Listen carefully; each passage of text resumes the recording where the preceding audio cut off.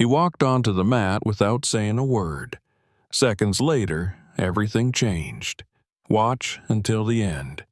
You won't forget this. Like, subscribe, and tell us where you're watching from. The Orion Hall in the heart of Stanford pulsed with lights and noise, a monument to spectacle designed for the blood-hungry crowds that came not for discipline, but for destruction. Above the ring, holographic banners flashed the evening's theme: Power over Precision. Sponsors pumped money into the event, eager to attach their brands to chaos wrapped in competition.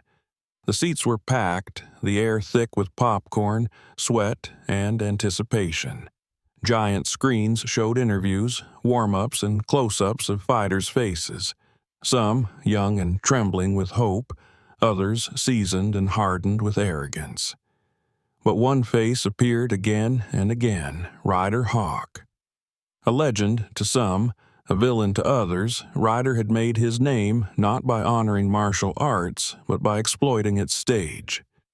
At 45, his physique was still intimidating, thick with muscle, tattoos covering both arms, a buzzed head, and cold eyes that never showed doubt. He wore his crimson belt like a crown and treated every exhibition match as a personal conquest. His philosophy was clear: domination, humiliation, and pain sold tickets, and women in particular were only there to be crushed under his boots. Backstage, in a quieter hallway scented with antiseptic and old sweat, 19-year-old Kayla Thompson stood silently in front of a mirror, tightening the blue belt around her GI for the 5th time. Her fingers trembled slightly, not from fear of injury, but from the pressure of this moment. She had trained for this since she was 12, dreamed of standing in front of a crowd not as a novelty but as a fighter worthy of respect. Her coach's last words echoed in her chest. This wasn't about winning. It was about showing up. About standing in the space where people said she didn't belong and proving, simply by her presence, that she did. She looked small, yes, but her body was built through relentless hours on the mat, her muscles lean, her balance impeccable. Her eyes, brown, determined, stared past the nervous flush of her cheeks into the reflection of someone who had earned her place here. Outside, the crowd grew louder as the announcer's voice boomed across the arena, hyping the next exhibition, the undefeated Ryder Hawk. The name ignited cheers and chants. Kayla exhaled slowly, pressing a hand against her stomach as if she could calm the storm swirling inside. A staff member gestured toward the tunnel. It was time. Her feet touched the cold concrete of the ramp as she stepped forward. The staff didn't meet her eyes. They'd seen girls like her come and go, bright-eyed, hopeful, crushed before the second round. The crowd's reaction was tepid, scattered applause and murmurs. She was a nobody, a blue belt, a teenager. But Kayla didn't flinch. She stepped onto the walkway with her spine straight, every footstep like a drumbeat in her own silent rhythm. She reached the center of the mat, bowed, and turned to face the tunnel, waiting. Suddenly, the lights dropped, plunging the arena into darkness. Red strobes flared to life, synchronized with the low thud of bass. The screens played a brutal highlight reel: Ryder's knockouts, his ruthless slams, and the infamous moment when he shattered a woman's shoulder and smirked into the camera. Pyrotechnics erupted. Ryder emerged in a robe plastered with logos, his massive frame swaggering with slow arrogance. He moved down the ramp like a god descending to his arena, blowing kisses, flexing, smirking. The crowd erupted in frenzied cheers. When he reached the mat, he stripped off his robe, revealing a custom gi with his name embroidered in gold. His crimson belt was tied tight, his statement of superiority. He bowed briefly, more out of showmanship than respect. then spun to face the crowd with his arms raised like a gladiator drunk on applause. Kayla bowed again as he entered, her eyes lowered the way she'd been taught. Ryder barely acknowledged her. His gaze was fixed on the cameras, on the lights, on the adoring faces. The referee stepped between them, speaking loudly over the crowd. He reminded them this was a demonstration, that full contact was permitted but control was expected. Ryder's laughter echoed over the mic. His grin toward Kayla was condescending, laced with cruelty. The referee stepped back, his shoulders tight. The hand dropped. The match began. Kayla moved first, low stance, balanced, her eyes sharp. Ryder stood casually, arms down, like a man bored with the formality of it all. They circled. Then, with the speed of a striking viper, Ryder lashed out, a brutal front kick that slammed into Kayla's guard. She staggered back but held her footing. He advanced with a flurry of punches, testing her reflexes, her heart pounding in her ears. She countered cleanly, ducking under a hook and landing a jab to his side. The crowd let out a collective murmur of surprise. For a moment, the mood shifted. Some spectators even clapped, but Ryder's smile vanished. His movements changed. Faster, harsher. His fists became hammer-like. Kayla danced around him, blocking, slipping, dodging, but he pressed forward like a storm. She gave ground, her breath quickening, her limbs tiring under the weight of his constant assault. Then came her chance. She saw an opening, slipped in, and executed a textbook throw, using his momentum to bring him crashing to the mat. The arena gasped. For a heartbeat, the world paused. Kayla reached to secure the position, her heart thundering with the thrill of it. But Ryder's eyes filled with rage. He exploded upward, throwing her off like a rag doll. He rose, snarling, eyes locked on her with fury. Kayla barely had time to stand before he grabbed her wrist, twisted, and drove her to the mat with brutal force. She tapped once, twice, 3 times, but Ryder didn't let go. His grip tightened, and then, crack. The sound rang out like a gunshot. Kayla's scream sliced through the arena. Her body crumpled, her hand clutching her arm, eyes wide with agony. The referee shouted, frantically signaling for the medics. They rushed in, lifting her with clinical urgency. Ryder stepped back, arms raised in triumph, his smile wide, as if what he had done was a performance worth celebrating. The crowd split, some screaming in outrage, others still clapping, unsure.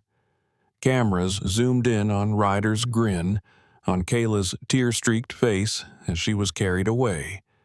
But in the upper levels of the arena, a shadow began to move. Slowly, silently, a tall figure in black descended the steps. No music, no lights, just the quiet presence of a man whose reputation preceded him. The cameras didn't catch him yet. The crowd didn't notice, but some did. The officials, the coaches, the older fighters. They recognized the way he walked, the control in his posture, the deliberate stillness in his eyes. It was Steven Seagal. He moved to the edge of the mat, his expression unreadable, his arms folded calmly behind his back. Ryder hadn't seen him yet. The crowd didn't know what was about to happen. But in that moment, the atmosphere shifted. The storm had broken Kayla's arm, but something far stronger was stepping forward. Steven Seagal stood at the edge of the mat, silent and unmoving, a tall silhouette cloaked in black. The lights still flashed above, the screens continued their mindless loop of replays, and Ryder Hawk paraded around the ring as if he had just claimed a world title. But there was a subtle shift in the crowd, a murmur. A few people began to nudge their neighbors, pointing toward the side of the arena where Seagal had stepped into view. No announcement, no music, just presence. That was all he needed. He moved slowly, deliberately, stepping down from the stands with the patience of a man who knew his own power. His hair tied back, his long black jacket brushing his knees, he reached the boundary of the mat with quiet authority. Ryder was still playing to the cameras, flexing, grinning, pointing, oblivious to the shift in the room. The moment Ryder turned and finally saw him, the grin froze halfway across his face. Confusion flickered in his eyes. Then arrogance returned. He raised his hands mockingly and called out across the mat, his voice ringing through the microphone clipped to his gi. Well, well, look who decided to show up. Grandpa Seagal. Did someone lose their dojo? The crowd laughed nervously, some unsure if they should. Others didn't laugh at all. Stephen didn't react. He took another step forward, hands still behind his back, his expression calm.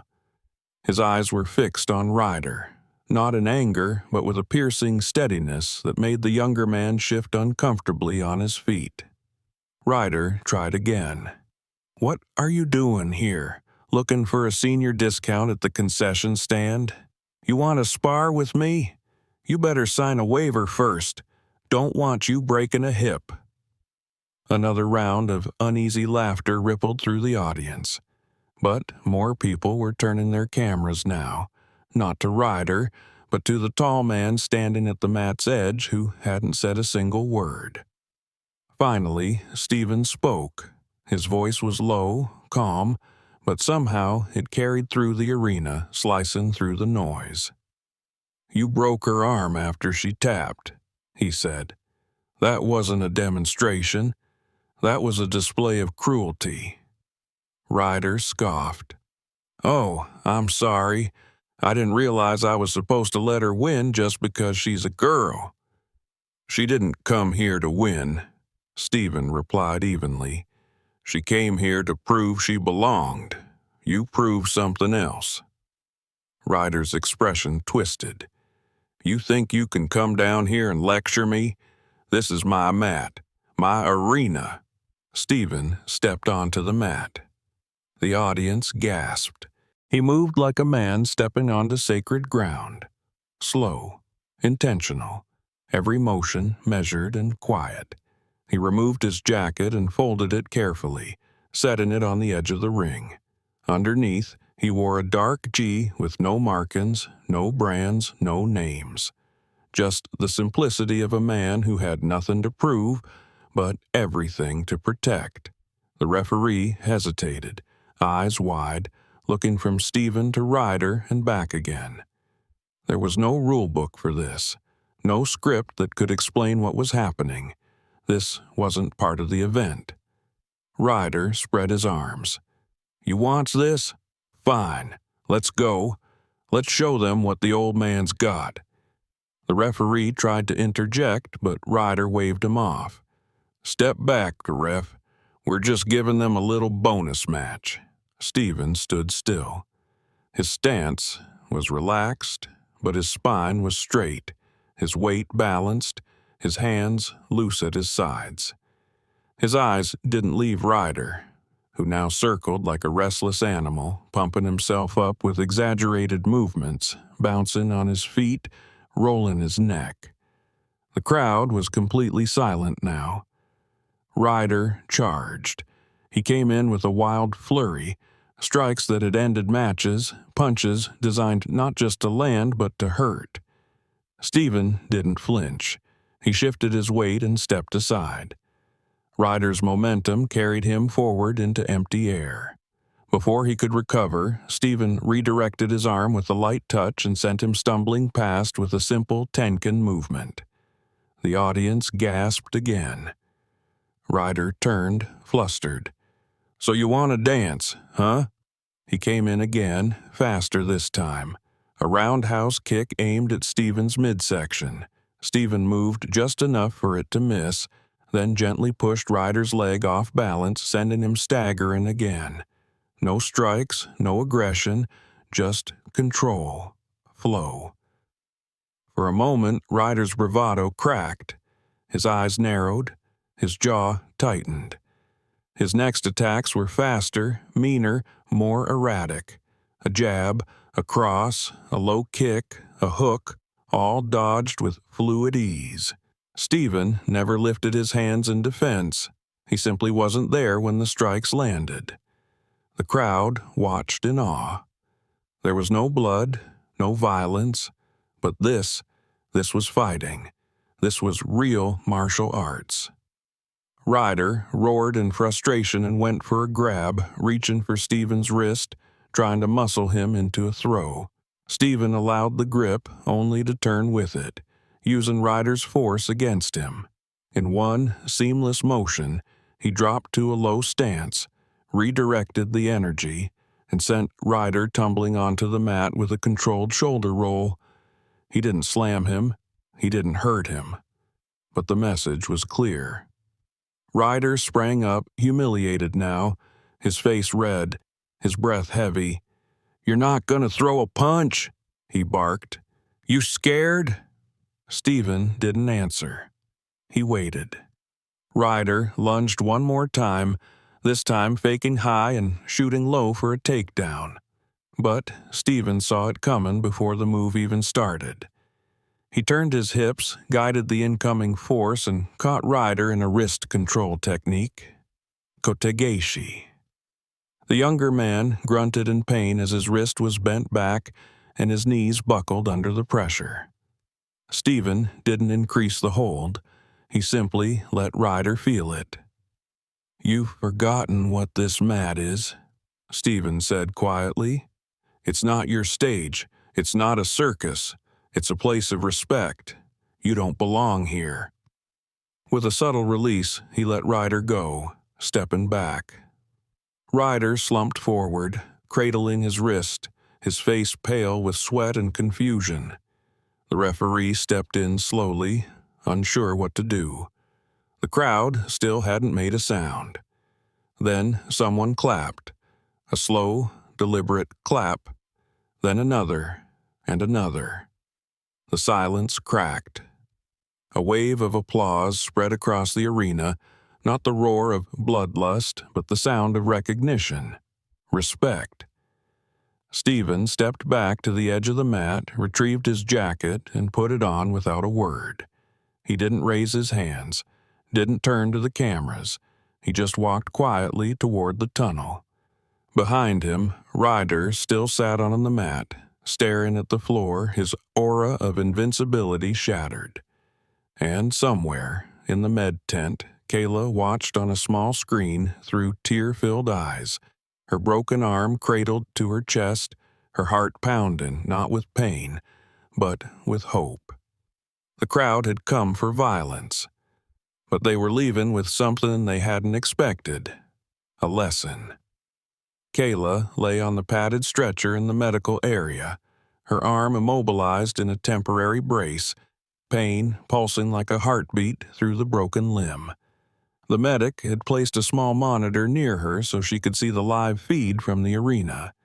She hadn't looked away since Steven Seagal stepped onto the mat.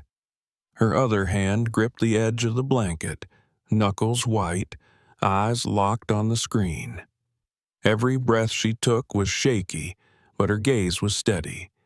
She watched as Stephen moved with calm precision, never striking, never raising his voice, simply dismantling Ryder's aggression like water eroding a mountain. The camera feed returned to a wider shot of the arena as Stephen disappeared through the tunnel. The crowd remained standing.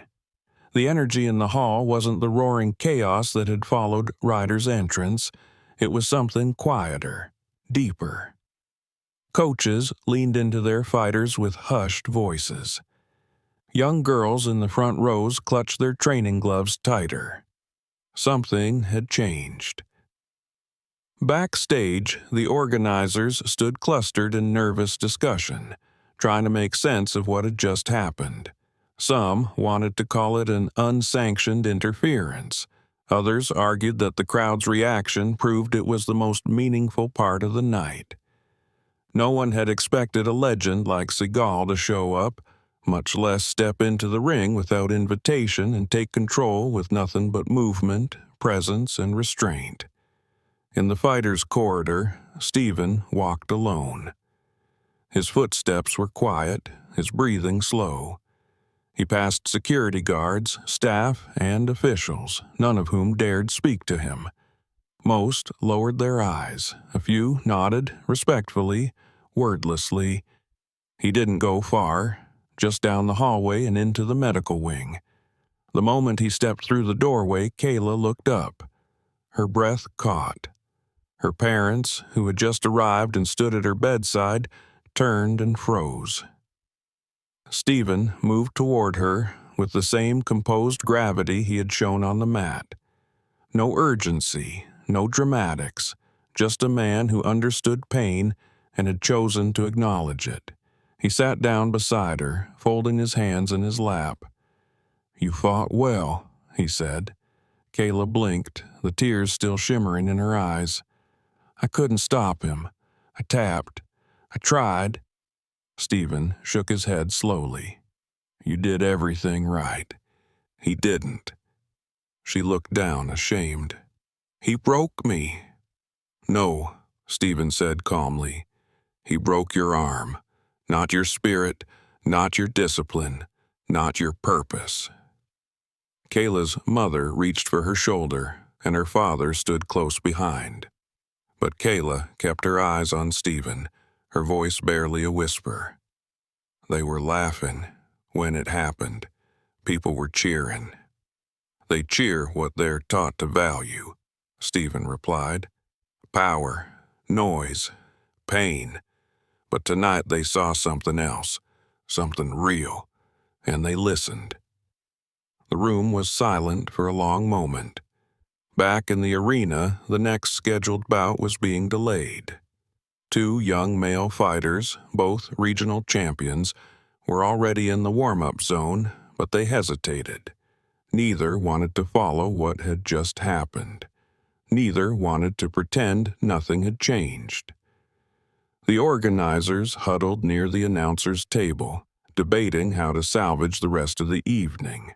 Sponsors were already reacting, some concerned, others intrigued. Social media was exploding.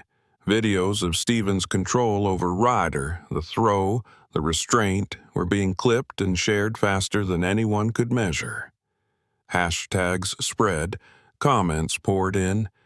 People weren't mocking the old man. They were calling it the return of real martial arts.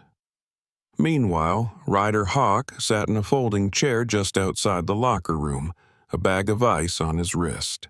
His coach stood nearby, silent. Ryder's face was pale, his mouth tight, his eyes distant. The crowd's laughter, his own bravado, all of it felt like echoes from another world. His mind looped back again and again to that moment, when he'd had Stephen's wrist in his grip and watched it dissolve in his hands, turned against him in a smooth spiral, dropping him to the mat like a fool. No force, no rage, just perfect control. He remembered the words, too. "You forgot what this mat is." He had, and now the roar he once fed on had become something else, something unsure, something that no longer had his name on it. Inside the medical room, Kayla exhaled shakily. "Will I fight again?" Stephen paused, then gave a single, subtle nod. "If you want to. If it still means something to you." "I thought it did," she said. "But after today," he leaned slightly closer. "Today wasn't the end of your journey. It was the proof that it's real. Pain, fear, doubt, they're part of the path. But they're not the reason to stop. They're the reason to keep going." She met his eyes again, and for the first time since her match, she didn't feel the weight of shame. "I want to go back," she said quietly. "Then you will," Stephen said. He stood. Her parents thanked him, but he only gave a small nod before stepping away. At the doorway, he turned back once. Rest. Heal. The mat will be waiting. As he walked back into the hallway, a young event staffer approached him, tablet in hand, hesitating. "Mr. Seagal, sir, the organizers are asking if you'd be willing to speak, maybe to the audience. Say something. They want to address what happened." Stephen looked at the young man. "Let the mat speak for itself." The staffer blinked, then nodded quickly and stepped away. Stephen moved toward the edge of the arena again, pausing where the shadows met the light. The announcer, flustered, stumbled through the introduction of the next fighters. The match began, but the energy was different now. Softer, more hesitant. The crowd clapped, but the wild roars were gone. Something in the space had changed, and everyone felt it. Back in the warm-up area, a group of young fighters, boys and girls alike, stood gathered around a small screen, watching a replay of Stephen's match. One of them, a girl no older than 13, held her gloves tightly and whispered, "He didn't even hit him, but he beat him." Another nodded. "He didn't need to." Kayla, now resting quietly, let her eyes close. Not in retreat, but in peace. The pain in her arm still throbbed, but her breathing had steadied. She could still feel the floor beneath her, still remember every second. And now she carried something new, a stillness planted like a seed, a sense that what she'd done, even in losing, had mattered. And far above, the arena's screens played the replay again. The moment when Stephen guided Ryder into a controlled fall, the exact second he could have applied pressure, and didn't. That restraint, that decision, hung in the air like incense in a temple. A lesson suspended in time. No one called it a victory, but everyone knew what it meant. Ryder Hawk sat alone in the corner of the locker room, his wrist now wrapped tight in a brace, his eyes unfocused as voices buzzed faintly in the distance. The noise of the arena still pulsed behind the walls, but none of it reached him. He no longer cared what was happening in the ring. His mind was stuck in a loop, replaying the moment he had been humbled in front of thousands. Not beaten by a punch, not thrown by brute strength, but unraveled, gently, precisely, by a man who never even raised his voice. The same man now stood again at the edge of the arena, watching. Steven Seagal didn't seek the spotlight. He didn't speak to cameras or give the crowd a wave. He simply remained, his presence alone a quiet command. The audience had changed. What once was a mob craving violence now sat in something close to reverence. They watched the match before them, but their eyes often flicked back to Stephen, measuring each move they saw against what they had witnessed earlier. Inside the medical room, Kayla was sitting up now. The painkillers had dulled the edge of her broken arm, and though her body still ached, her thoughts were clear. Her parents sat beside her, still shaken but calmer. The tension that had filled the air earlier had been replaced by something else, a stillness like the moments after a storm. Across the city, footage of the confrontation between Stephen and Ryder had gone viral. Social media feeds flooded with clips, slowed down replays, and commentaries. Experts debated whether what Stephen had done constituted a legal demonstration or a violation of the event's structure. But no one denied its impact. Words like masterclass, true martial arts, and restraint as strength trended within the hour. In the corridor near the media staging area, a group of officials spoke in low voices, their tone urgent but uncertain. Sponsors were calling. Some were pulling support. Others were doubling it. One executive said it plainly. This is the first time I've seen an audience cry and cheer without a single punch thrown. That means something. In the fighter prep zone, the next bout ended with a handshake, not a show of dominance. The two young men bowed deeply, their eyes meeting with mutual respect. The crowd applauded, not for blood spilled, but for the display of discipline. A subtle wave was spreading, quiet but undeniable. Stephen moved quietly through the hallway behind the arena, stopping at the curtain where the media had gathered. A journalist tried to speak, microphone extended, but Stephen merely raised a hand. Gentle, not dismissive.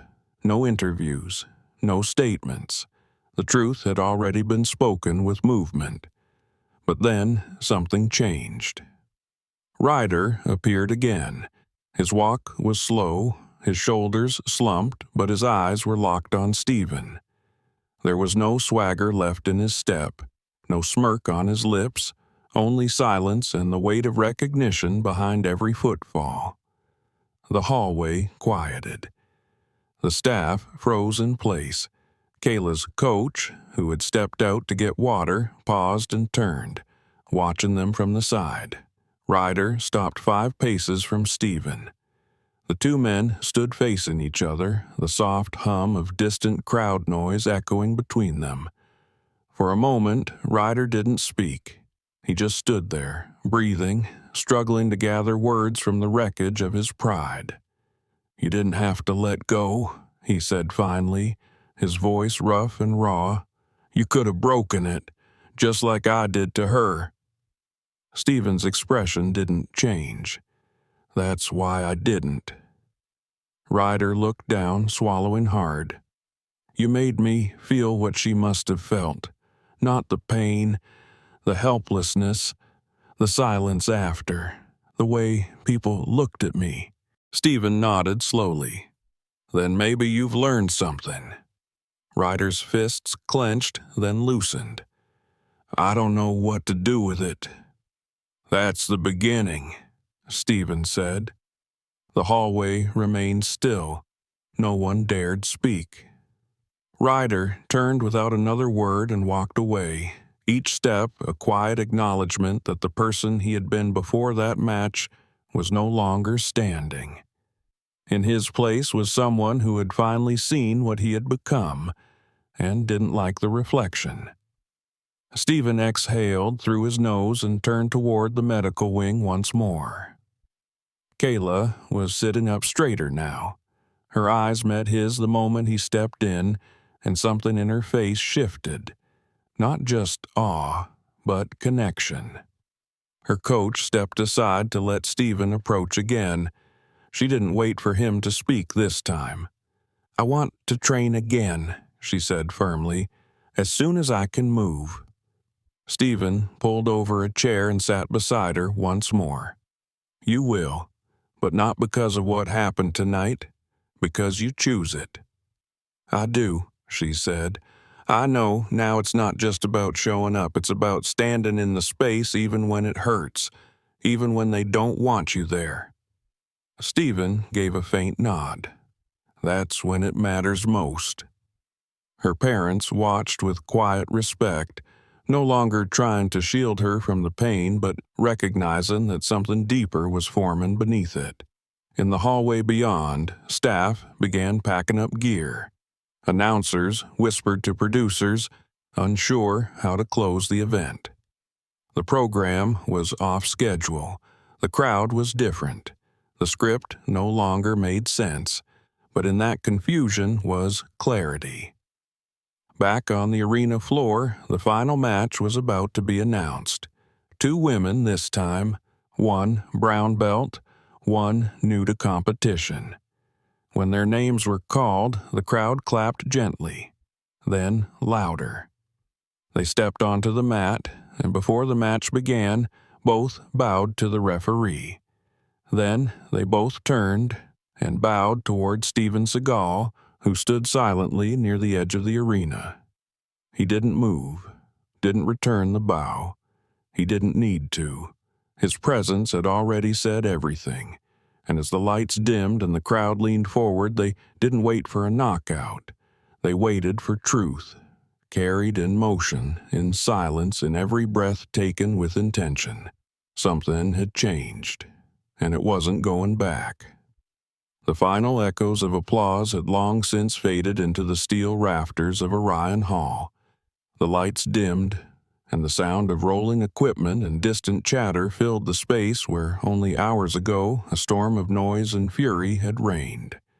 The crowd was gone now, but the weight of what they had witnessed still hung in the air, like the scent of sweat and resin that clung to the mat. What had begun as another night of spectacle had become something else entirely, something quieter, deeper, lasting. Steven Seagal walked alone through a backstage corridor lit only by the hum of overhead fluorescents. His steps were unhurried, his shoulders relaxed. He had not stayed for the post-fight interviews, the sponsor speeches, or the awkward attempts by the organizers to reclaim control of the narrative. He had done what he came to do, and now he was leaving. In a side hallway just off the main tunnel, Kayla Thompson stood with her arm in a fresh brace, her hospital gown replaced with a loose zip-up and sweatpants. Her parents flanked her, but she moved under her own strength, slower than usual, but steady. Her coach walked beside her, holding her gym bag and water bottle, silent but watchful. As they passed through the doorway that led to the main hall, Kayla looked up and saw Steven. He paused when he saw her, not surprised, just observant.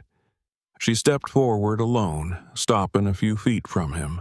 For a long moment they didn't speak. Then she said, "I don't want that to be the last time I step on a mat." Steven studied her face. There was pain there, but also something fiercer beneath it. Fire. He gave a small nod.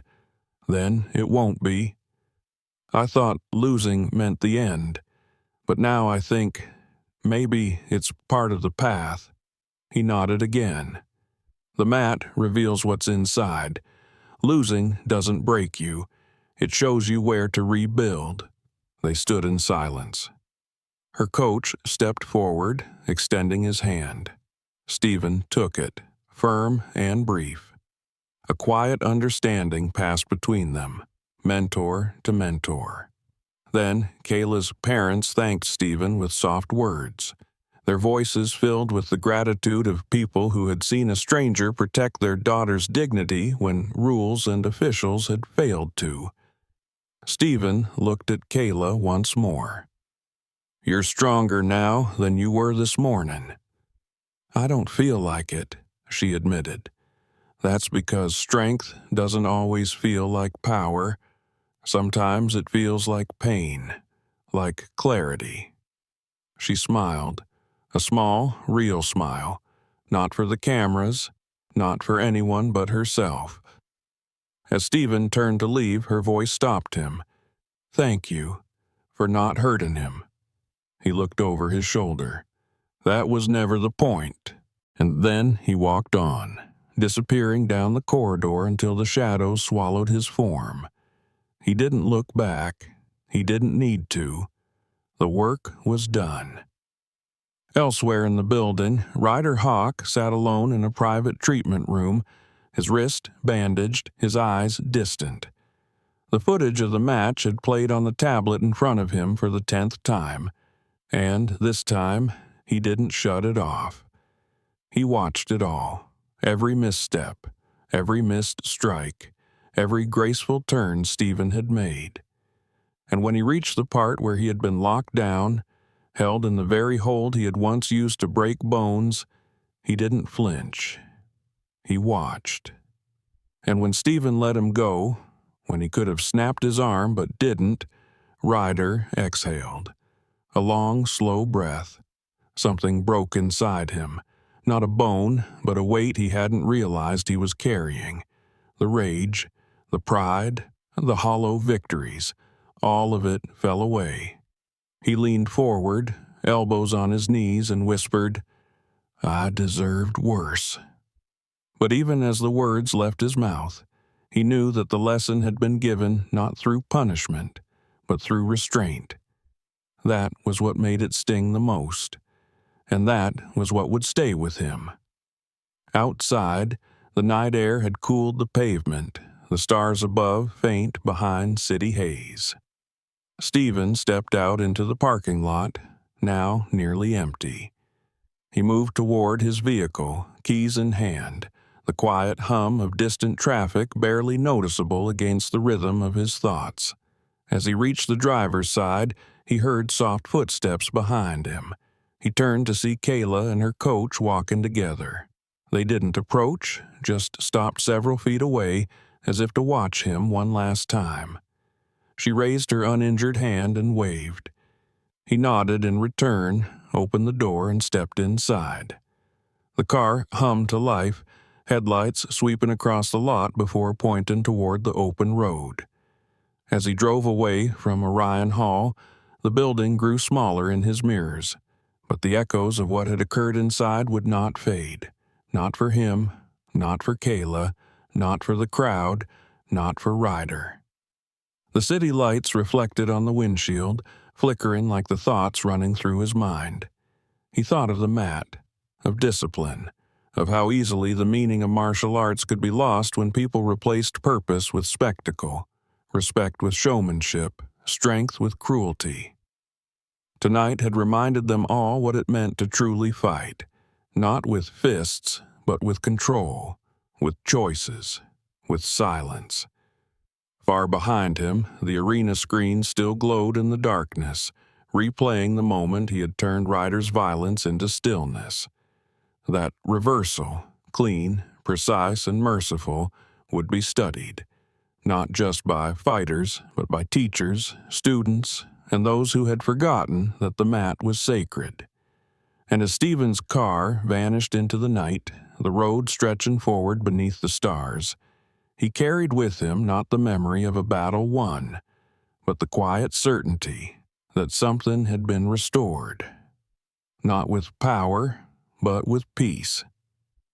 Some fights aren't about punches, they're about what you stand for. If this meant something to you, subscribe and let us know where in the world you're watching from.